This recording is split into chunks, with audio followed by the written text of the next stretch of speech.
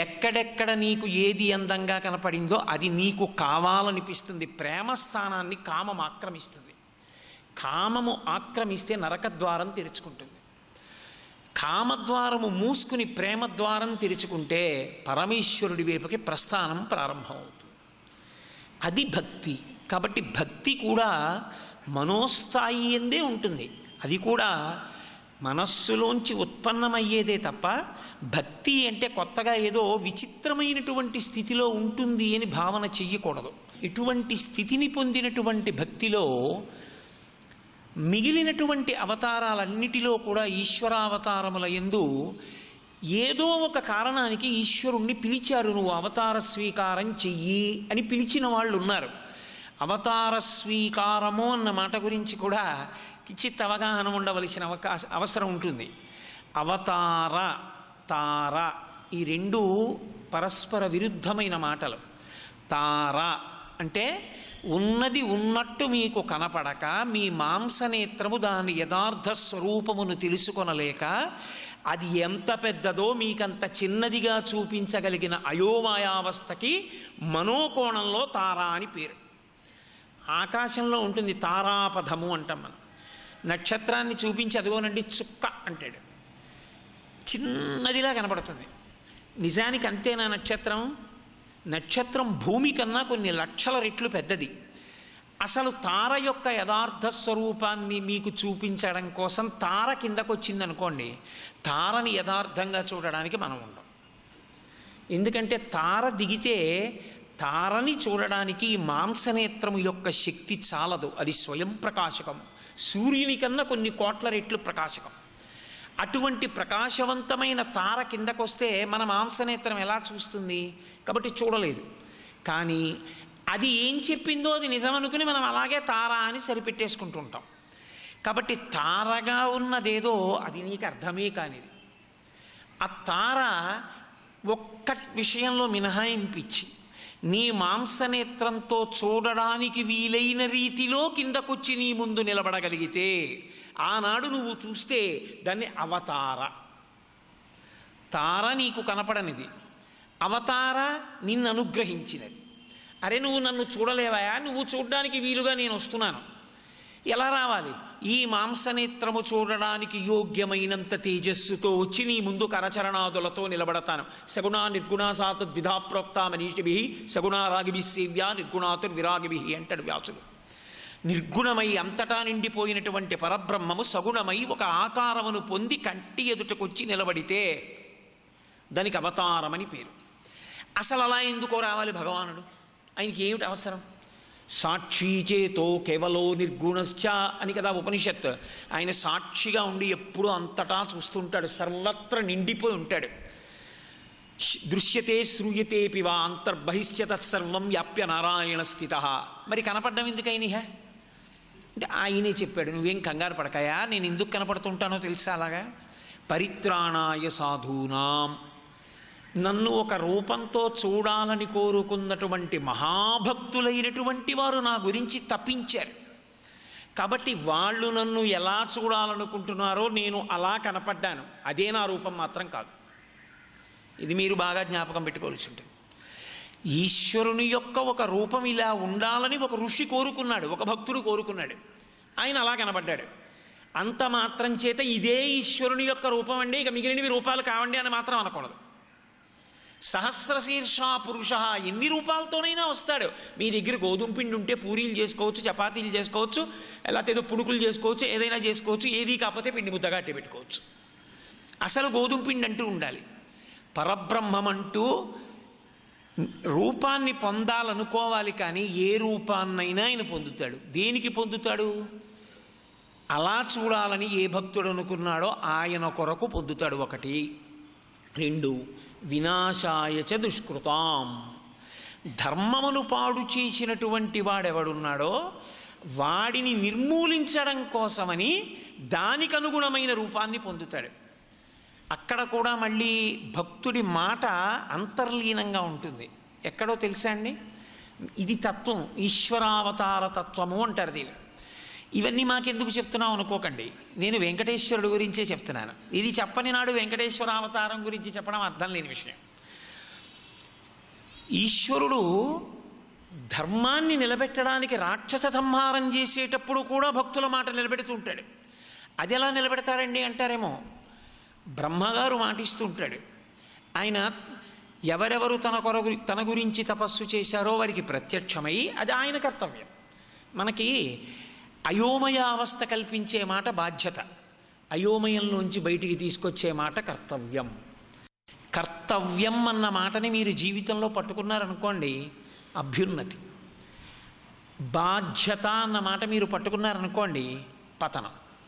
ఎందుకంటే లాగడం ప్రధానం కాదు, ఎటు లాగుతున్నాడు అన్నది ప్రధానం. పైకి లాగుతున్నాడా కిందకి లాగుతున్నాడా అన్నది ప్రధానం. బాధ్యత పట్టుకున్నవాడు కిందకు పోతాడు, కర్తవ్యం పట్టుకున్నవాడు పైకి పోతాడు. కర్తవ్యం అంటే తాను చెయ్యవలసినది చేస్తున్నాడా చెయ్యట్లేదా, నేను ఇది చెయ్యాలి, నేను చేశానా లేదా, కర్తవ్యం. అవతలవాడి ఎవడి గురించో నేను తాపత్రయం ప్రారంభం చేసేసుకున్నాను అనుకోండి, అప్పుడు బాధ్యత అంటకాగిపోతాను నేను. అందుకే మీరు చూడండి, శాస్త్రంలో ఎప్పుడైనా సరే కర్తవ్యం అన్న ఒక్క మాటనే వాడతారు. కర్తవ్యం దైవమాన్నికం. విశ్వామిత్రుడంతటి వాడు రాముణ్ణి లేపితే సంధ్యావందనం నీ బాధ్యత అని చెప్పలేదు, సంధ్యావందనం నీ కర్తవ్యం. చేస్తే చెయ్యి, లేతే మానే. చెప్పడం నా కర్తవ్యం, చెయ్యడం నీ కర్తవ్యం. చెప్పాను చేయమని, నువ్వు చేయకపోతే మధ్యాహ్నం చెప్తాను సంధ్యావందనం చేయమని, చేయకపోతే సాయంత్రం చెప్తాను చేయమని, చేయకపోతే రేపొద్దున్న చెప్తాను చేయమని. ఇలా ఎన్నాళ్ళు చెప్తావు, నా దగ్గర ఉన్నన్నాళ్ళు చెప్తాను. ఉన్నన్నాళ్ళు చేయకపోతే నీ కర్మ, నువ్వు చేయలేదని నేను బాధపడిపోను. నా కర్తవ్యం నేను చేశానా లేదా, అంతే. ఇది ఆర్షవాంగ్మయంలో ఉన్న కీలకం. అందుకే మీరు భగవద్గీత పరిశీలించండి, భగవద్గీత అంతా కర్తవ్యబోధయ మాత్రమే చేస్తుంది. భగవద్గీత కేవల కర్తవ్యబోధ, బాధ్యతను ఎప్పుడూ మాట్లాడవు, కర్తవ్యాన్నే మాట్లాడతాయి. అందుకే కర్తవ్యం, బ్రహ్మగారికి ఒక కర్తవ్యం ఉంది. ఆయన గురించి ఎవరైనా తపస్సు చేస్తే ప్రత్యక్షం అవ్వాలి. ప్రత్యక్షమైతే ఆయన కర్తవ్యం ఏమిటంటే అవతలవాడి కోరిక అడిగి అది వేదము యొక్క పరిధిలోకి వచ్చేటట్టుగా చూసి ఆ కోరిక తీర్చాలి. అందుకని ఆయన వరం ఇస్తూ ఉంటాడు. నేను చచ్చిపోనంటాడు రాక్షసుడు, అలా తప్పదు, చచ్చిపోవాలి. పోనీ ఎలా చచ్చిపోతావు నువ్వు చెప్పు, మిగిలిన వాళ్ళకి నేను రాశాను ఎలా చచ్చిపోతాడు. పోనీ నువ్వు చెప్పు, నీ విషయంలో ఎలా చచ్చిపోతావో చెప్పు అంటే వాడు మురిసిపోయి బ్రహ్మగారిని మభ్యపెట్టాను అనుకుంటాడు. గాలిన్ కుంభిని అగ్ని అంబూల ఆకాశస్థలం దిక్కులన్ రేలన్ ఘస్రబలం తమ ప్రబల భూరిగ్రాహ వ్యాళాదిత్య నరాది జంతు కలహ వ్యాప్తిని సమస్త్రాస్త్ర శస్త్రాళిన్ మృత్యువు లేని జీవనము లోకాధీశ ఇప్పించవే అంటాడు. రాత్రి కాదు పగలు కాదు, ఇంట్లో కాదు బయట కాదు, ప్రాణం ఉన్నది కాదు ప్రాణం లేనిది కాదు, నరుడు కాదు మృగం కాదు, అస్త్రం కాదు శస్త్రం కాదు, వేటితోనూ నేను చచ్చిపోకూడదు. తథాస్తు ఆయన వెళ్ళిపోతాడు. ఇప్పుడు తన భక్తుడైన వాడు బ్రహ్మగారు, ఇంటి పెద్ద పితామహుడు, సృష్టి చేశాడు నారాయణుడి మాట పట్టుకొని. ఇప్పుడు నిన్నెవడేమన్నాడా యావరం, నువ్వే చూసుకో అయితే అనడు విష్ణువు. దానికి ఎన్ని మినహాయింపులుంటాయో అన్ని మినహాయింపులతోటి అవతార స్వీకారం చేస్తాడు. అందుకని భక్తుడి మాట నిలబెట్టడం ఉందా లేదా అవతారంలో. రాక్షస సంహారమును భక్తుడి మాట నుంచి విడదీయడానికి మీకు అవకాశం ఉండదు. అందుకే పరిత్రాణాయ సాధూనాం అని ముందు నన్ను నమ్ముకున్న భక్తుల మాట నిలబెట్టడానికని ఈశ్వరుడు అనడానికి కారణం అదే. పరిత్రాణాయ సాధూనాం వినాశాయ చ దుష్కృతాం. ఇప్పుడు నేను ధర్మానికి అడ్డొచ్చిన వాళ్ళని సంహరించడానికి అవతార స్వీకారం చేసి వస్తూ ఉంటాను. అప్పుడు వచ్చినప్పుడు అసలు ఎవ్వరికీ కూడా అర్థం కానటువంటి స్థితి, ఒక్క జ్ఞానులకు తప్ప, అంతటా నిండి నిబిడీకృతమైపోయి ఈ బ్రహ్మాండములు ఎంతవరకు ఉన్నాయో అంతకన్నా 10 అంగుళముల పై వరకు ఈశ్వరుడు ఉన్నాడు అని నేను అన్నాను అనుకోండి, ఏమైనా కనపడతాడా? కానీ కనపడాలని తాపత్రయపడినటువంటి భక్తుడి కొరకు ఈ మాంసనేత్రంతో చూడబడడానికి వీలుగా ఆయన దిగి వచ్చి నిలబడతాడు. నిలబడితే అవతార అంటారు. ఈ అవతారమునందు మీరు ఏ అవతారాన్ని చూడండి, ప్రార్థన అన్నది అందులో ఉంటుంది. ప్రార్థన ఎందుకు అంటే, ఇప్పుడు నేను ఆ ప్రార్థన క్రమాన్నంతటినీ వివరించను, కానీ ఒక్క మాట చెప్తాను. ప్రార్థన దేని కొరకు ప్రతి మనుష్యుడు చేస్తాడు అంటే మిగిలిన ప్రాణులకు లేదు. ప్రార్థన అన్నది ప్రతివాడు తనకి తానుగా చేసుకోవాలి, తన కొరకు వేరొకరు కాదు, తానే చేసుకోవాలి. కారణం ఏమంటే రెండిటి మధ్య నొక్కబడతాడు. కాలము దురితము అని ఉంటాయి వేదాంతంలో, ఈ రెండు మాటలు వాడతారు.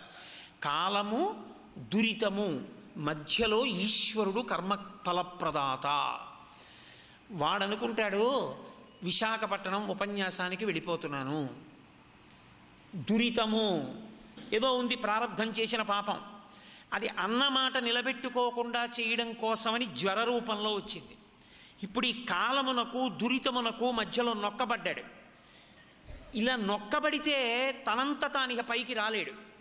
అప్పుడు ఈ మధ్యలో నిలబడి కంటికి కనబడకుండా ఈ స్థితిని కల్పించిన వాడు ఈశ్వరుడు.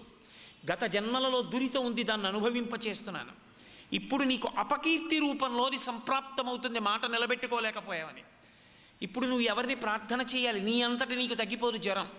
ఇప్పుడు నువ్వు ఈశ్వరుణ్ణి ప్రార్థన చేయాలి. ఈశ్వరా, ఏదో పొరపాటు చేసి ఉంటాను, ఎవరి మనసో వేడెక్కించుంటాను, ఇవాళ నా ఒళ్ళు వేడెక్కింది, అపకీర్తి కారణమైంది, మాట నిలబెట్టుకోలేకపోయాను ఇన్ని సంవత్సరముల తర్వాత, కాబట్టి ప్రార్థిస్తున్నాను, నా తప్పు మన్నించి ఇప్పుడైనా వెళ్ళేటట్టు నన్ను అనుగ్రహించు అని నేను ఈశ్వరుణ్ణి ప్రార్థించాను అనుకోండి. 7 రోజులు ఉండవలసిన జ్వరం 2 రోజులతో పోయిందనుకోండి.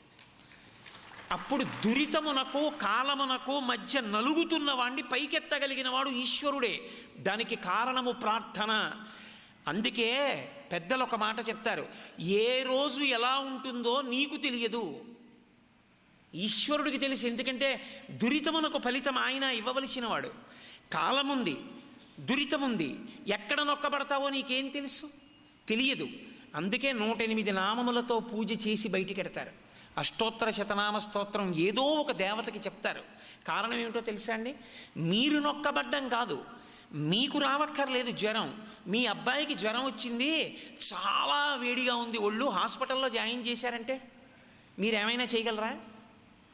మీ మనసు స్వస్థత తప్పడానికి మీ శరీరము నుండి ఉద్భవించిన బిడ్డలు చాలు.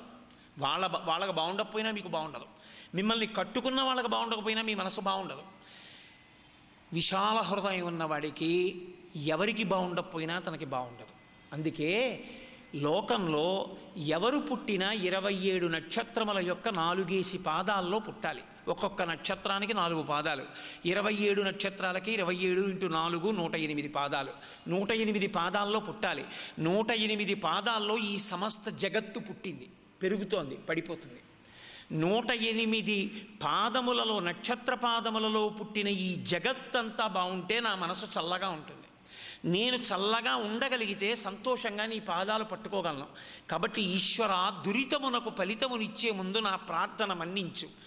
నీ పాదములు పట్టుకుని ఉన్నాను, ఒకప్పుడు తెలియక చేశాను, ఇప్పుడు నీ పాదాలు పట్టుకున్నాను, నన్ను మన్నించన్న కోణంలో ఎవడు ప్రార్థన చేసి బయటికి వచ్చాడో వాడికి ఈశ్వరుడు దురితమును తప్పిస్తాడు. ఇది భాగవతం 10వ స్కందంలో నిరూపించి చూపిస్తారు. కాబట్టి అందుకొచ్చింది ప్రార్థన అన్నది. వ్యక్తి స్థాయిలో ప్రార్థన ఎలా ఉంటుందో లోకస్థాయిలో ప్రార్థన అలాగే ఉంటుంది. ఎప్పుడెప్పుడు ఉపద్రవం కలుగుతుందో అప్పుడప్పుడు ఈశ్వరుణ్ణి ప్రార్థిస్తారు, నువ్వే రక్షించాలని. హిరణ్యకశిపుడి ఉద్ధతి పెరిగిందనుకోండి, దేవతలందరూ ప్రార్థిస్తారు. రామావతారంలో రావణాసురుడి ఉద్ధతి పెరిగిపోయింది. అప్పుడు వాళ్ళందరూ మళ్ళీ శ్రీ మహావిష్ణువుని ప్రార్థన చేశారు. అనుకోకుండా వాళ్ళకి అవకాశం వచ్చింది. దశరథ మహారాజు గారు చేస్తున్న యాగమంటపానికి వెళ్ళారు, కూర్చున్నారు. అకస్మాత్తుగా శ్రీ మహావిష్ణువు అక్కడ ఆవిర్భవించారు. ఆవిర్భవించడానికి కూడా కారణం ఉంది. బ్రహ్మగారు అన్నాడు, నరుడి చేతిలో వానరుడి చేతిలో అయితే చచ్చిపోతాడు రావణుడు, ఇతరుల చేతిలో మరణించడు. ఏ మానవుడు తొందరపడి వెళ్ళిపోతాడో నేను చంపగలనని బిడ్డల్ని రక్షించుకోవడం కోసం ఏతస్మిన్నంతరే విష్ణు రూపయాతో మహాద్యుతి శంఖచక్రగదాపాణి పితమాసా జగత్పతి, ఆయనే సభలో కనబడ్డాడు. అప్పుడు విష్ణువుని ప్రార్థించారు దేవతలు, అయా మీరు దశరథ మహారాజు గారి కడుపున కొడుకుగా పుట్టండి, దాశరథి, ఒక మనుష్యుడిగా మీరు పుడితే మీ చేతిలో రావణుడు మరణిస్తాడు, కాబట్టి మీరు పుట్టండి అని అడిగారు. అప్పుడు ఆయన మాట అన్నాడు, మీరందరు అడిగారు, తప్పకుండా నేను పుడతాను, అందుకే నేను దశరథుణ్ణి తండ్రిగా వరిస్తున్నానన్నాడు. నేను కొడుకుగా పుట్టిన తర్వాత మా నాన్నగారిని తండ్రిగా వరించానండి అంటే కుదరదు, నా కర్మవశాత్ జన్మించానంతే. అది అటువంటి మహాభక్తుడి కడుపున పుట్టడం నా అదృష్టం అంతే తప్ప నేను వరించడం నా విషయంలో ఉండదు. కర్మ అనుభవించడానికి వచ్చినవాడు వరించి రాలేడు. పరమేశ్వరుడు తల్లిదండ్రులను వరించి పుట్టగలడు. దశరథుణ్ణి వరించాడు, నాకు తండ్రిగా దశరథుడు అని ఆయన కడుపున పుట్టాడు. కాబట్టి ఆయన దాశరథి అన్న మాట అంత ఇష్టం. అందుకే గోపరాజు గారు శతకం చేస్తే దాశరథి కరుణాపయోనిధి అని మకుటం పెట్టుకున్నారు. అలా ప్రార్థన చేస్తే ఆ రోజున ప్రతిజ్ఞ చేశాడు, హత్వా క్రూరం దురాత్మానం దేవర్షీణాం భయావహం దశవర్ష సహస్రాణి దశవర్ష శతాని చ. కారణం లేకుండా ఎవరో అడిగారని భగవంతుడు ఎవరిని చంపడం. రావణుణ్ణి చంపుతాను ఎందుకో తెలుసా? ఒక కారణానికి చంపుతాను. భగవంతుణ్ణి వేదాన్ని నమ్ముకున్న ఋషుల్ని బాధపెట్టాడు, అందుకు చంపుతాను. చంపి వెళ్ళిపోను. 11,000 సంవత్సరములు ఈ రాజ్యాన్ని పరిపాలిస్తాను. ఎందుకు పరిపాలిస్తానో తెలుసా? ఒక్క కారణానికే పరిపాలిస్తాను. మిగిలిన అవతారాల్లో రాక్షస సంహారం చేసి ఉపసంహారం చేశాడు అవతారాన్ని. ఒక్క రామావతారంలో అలా వెళ్ళల. 11,000 సంవత్సరములు పరిపాలించి కొడుకుల్ని కూడా కన్నాడు. ఎందుకు? ఆయనే చెప్పాడు, నరుడంత పనికి మాలినవాడు లేడు అని. రావణుడు కనీసం నరుడి పేరు కూడా ఎత్తలేదు వరం అడగడానికి. నరుడేమి జనకుడే అన్నాడు రామాయణంలో. ఆ నరుడు ఈ రాముడేం చేస్తాడన్నాడు. నరుడంటే అంత చులకన ఆ రోజుల్లో. నరుడంటే ఎంత గొప్పవాడో నిరూపించడానికి నరుడిగా పుట్టి నరుడిగా పెరిగి నరుడిగా ఉండి నరుడిగా అవతార పరిసమాప్తి చేస్తాను.